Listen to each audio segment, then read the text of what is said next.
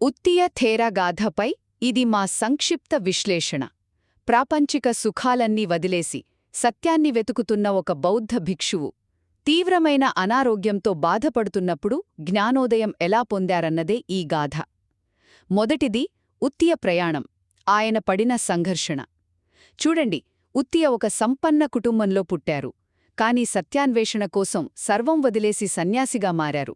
అయినప్పటికీ బౌద్ధ సంఘంలో చేరిన తరువాత కూడా మానసిక మలినాల వల్ల ఆయన ఆధ్యాత్మికంగా పెద్దగా పురోగతి సాధించలేకపోయారు.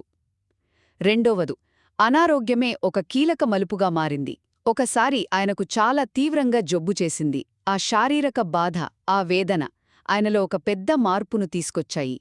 సరిగ్గా ఆ క్షణంలో తన పరిస్థితిపై ఆయనకొక స్పృహ, అంటే సతి లేదా ఎరుక కలిగింది. ఇక చివరిగా ఆ బాధనుంచే జ్ఞానోదయం. ఆ బాధలోనే ఆయనకొకటి అర్థమైంది: ఇక ఏమరపాటుగా ఉండటానికి సమయం లేదు అని. చూశారా, ఈ ఎరుకే ఆయనను అర్హతాస్థితికి, అంటే పూర్తి జ్ఞానోదయం పొందడానికి దారిచూపింది. అందుకే నాకు వ్యాధి కలిగినప్పుడే నాలో ఎరుక కూడా కలిగింది అన్నది ఆయన చెప్పిన గాథ సారాంశం. అందుకే ఉత్తియ కథ మనకు చెప్పేది ఒక్కటే: జీవితంలోని కష్టాలే కొన్నిసార్లు మనల్ని జాగృతం చేసే గొప్ప గురువులు.